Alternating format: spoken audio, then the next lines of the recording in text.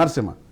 అంటే ఇవన్నీ నిన్న జరిగిన సమావేశాన్ని ఈరోజు మనం గమనించినట్టు అయితే చాలా రిక్వెస్ట్గా నిజంగా రేవంత్ మాట్లాడిన విధానం లోపల ఎప్పుడు కూడా ఎలాంటి రాజకీయం అయితే కనిపించలేదు. సరే వస్తే ఒక యుద్ధం లాంటి వాతావరణం ఉంటుందో ఉండదో తర్వాత విషయం, కానీ గౌరవంగా మాత్రం చాలా క్లియర్గా ఇన్వైట్ చేశారు. దాంతోపాటు మేడిగడ్డకు అనే అంశాన్ని కూడా ప్రస్తావించుకుంటూ వచ్చేసారు.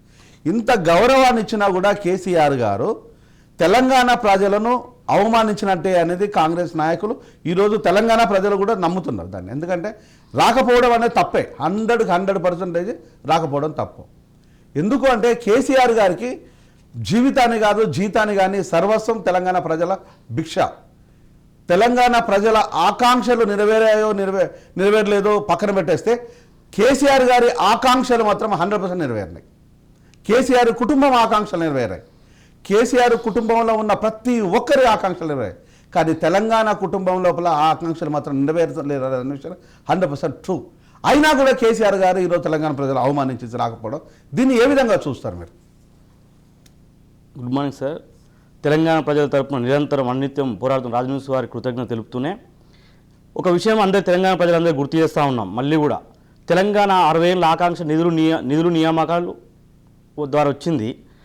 ఈ క్రమంలో నియామకాలు అనేటివి 10 ఏళ్లలో జరపక నీళ్ల పేరు మీద దోపిడీ జరిగింది. ఆ దోపిడీ పరంగా కాళేశ్వరం ప్రాజెక్టు, మిషన్ భగీరథ ధరణి అని రకరకాల విషయాలపైన విచారణ జరుగుతున్న సందర్భంలో తప్పుదో పట్టించాలని మాత్రమే కృష్ణా వాటర్ విషయంలో ఈరోజు చర్చలు నిర్వహించడం జరిగింది సార్. మేము కాంగ్రెస్ పార్టీగా ప్రజలందరూ పక్షాన బలమైన ప్రతిపక్షం పోరాడాలని మేము కోరుకుంటాం. ఆ క్రమంలో రేవంత్ రెడ్డి గారు చాలా క్లియర్గా ఉన్నారు. గత దశాబ్ద కాలంగా అనిత్యం తెలంగాణ ప్రజల తరపున బడుగు బలహీన వర్గాల తరపున పోరాడి గడిలో నుండి విముక్తి చేసి అయినా కూడా ఎలాంటి కక్షపూరిత వాతావరణం లేకుండా రేవంత్ రెడ్డి గారు మాజీ సీఎం కేసీఆర్ గారు హాస్పిటల్లో ఉంటే కూడా పరామర్శించడం చూసాం తెలంగాణ ప్రజల తరపున. కానీ మనకు చర్చ ప్రజాస్వామ్య వ్యవస్థలో చర్చ అనేది చాలా ముఖ్యమైనది కాబట్టి అసెంబ్లీకి రావాలని చెప్పి రిక్వెస్ట్ చేశారు కూడా. ఇవాళ ఇంకో విషయం కూడా అంటారు సార్ జయరామ్ గారు. ఏమంటున్నారంటే ఒక హరీష్ రావు మాట్లాడుతున్నారు, 6 పోయి మాట్లాడుతున్నారు, మంత్రులు ఎమ్మెల్యేలు అంటున్నారు.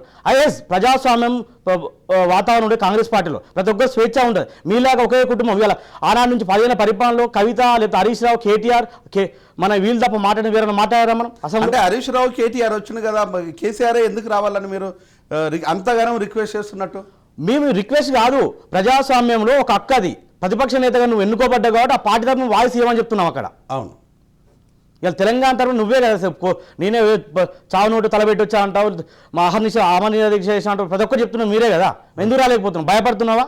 ఇలా మేడిగడ్డ విచారణ జరుగుతుంది, దానిపై విచారణ జరుగుతుంది, అటు మిషన్ భగీరథ విచారణ జరుగుతుంది. నీ దోస్తు ఆయన పేరేం పేరు మెగా కృష్ణారెడ్డి దోచిపెట్టినావు కదా, ఆయన బయటకు వస్తున్నాయని భయంతో రావట్లేదు. నువ్వు ఇలా అరవింద్ కుమార్ ఐఏఎస్ పేరు మీద అక్రమాలు చేపట్టి నీ కేటీఆర్ హస్తం ఉంది కదా దీంట్లో అన్నింటిలో.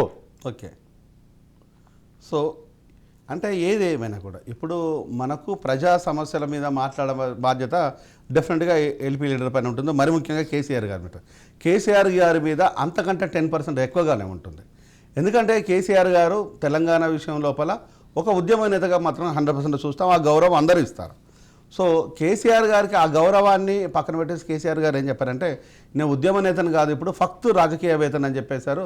ఆ విధంగా కూడా ప్రవర్తించారు. అప్పుడు కూడా ప్రజలు గుండెలో పెట్టుకొని చూసుకున్నారు.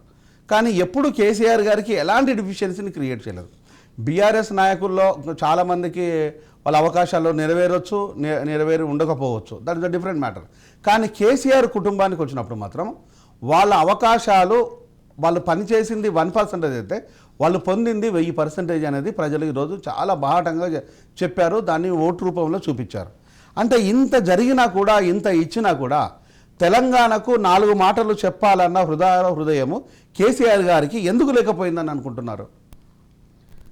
సార్, ఒక విషయం తెలంగాణ ప్రజలకు మీకు దృష్టికి తీసుకొస్తూ ఉన్నాం.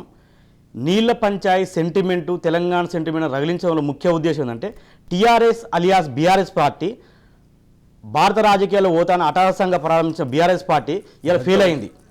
మళ్ళీ తెలంగాణ ప్రజల సెంటిమెంట్ రగిలించడం కోసం మాత్రమే ఎత్తువాడు సార్. ఇది తెలంగాణ ప్రజల యొక్క సెంటిమెంట్ రగిలించడానికి బీఆర్ఎస్ పార్టీ అయితే ఎప్పుడైతే విఫలమైందో మళ్ళీ వాళ్ళ శ్రేణులే, వాళ్ళ పార్టీ కార్యకర్తలే నేడు ఏమంటున్నారు, వాళ్ళు టీఆర్ఎస్గా మార్చుకుందాం అంటే తెలంగాణకు హక్కుదారుని నేనే తెలంగాణకు ప్రీతని అని చెప్పుకుంటారు కదా, ఆ సెంటిమెంట్ రగిలించడం కోసం మాత్రమే, ఆ కార్యకర్తల నైతిక స్థానం నింపడం కోసం మాత్రమే రేపు ఈరోజు నల్గొండలో ఏర్పాటు చేసిన నీటి పంచాయతీ పేరు మీద చెప్తున్నా వాళ్ళ దింపుడుగల సభాది. అందులో ఏ ఆశ్చర్యం లేదు. రేపు బీఆర్ఎస్ ఖాళీ కాబోతుంది, వాళ్ళ కుటుంబంలో ఐక్యత కూడా అయిపోయింది. అలా వాళ్ళ వారసత్వ రాజకీయాలకు కొట్లాడవుతుంది. ఒకవైపు హరీష్ రావు ఒకవైపు, ఆ కేటీఆర్ ఒకవైపు కవిత ఒకవైపు. ఆ కొట్లాట ఏం చేయాలో అర్థం కాక కేసీఆర్ మళ్ళీ తెలంగాణ ప్రజలు ఎంతైనా ప్రేమిస్తారు, అభిమానిస్తారు కాబట్టి మళ్ళీ నీళ్ళ పంచాయతీ సెంటిమెంట్ ఒక నవ్వు వస్తుంది సార్. 100 ఎలుకలు తిన్న ఆ పిల్లి తీర్థయాత్ర పోయినట్టు నిన్న కవిత గారు చెప్పారు మాట, ఏంది నిరుద్యోగుల పక్షాన పోరాడతాం, మాకు అవకాశం ఏమని చెప్పి. అలా ఉంది ఇలా పరిస్థితి. అన్ని తప్పేముంది, కవిత పోరాడతా అని చెప్పడంలో తప్పే ఉంది. పోరాడొద్దని చెప్పట్లేదు మేము, కానీ 10 ఏళ్ళు నీళ్లు నియామకాలు చేయక ఆత్మహత్య, మొన్న ప్రవాళిక నుంచి మొదలుకుంటే ఎంతోమంది చనిపోవడం కారణం వీళ్ళే కదా.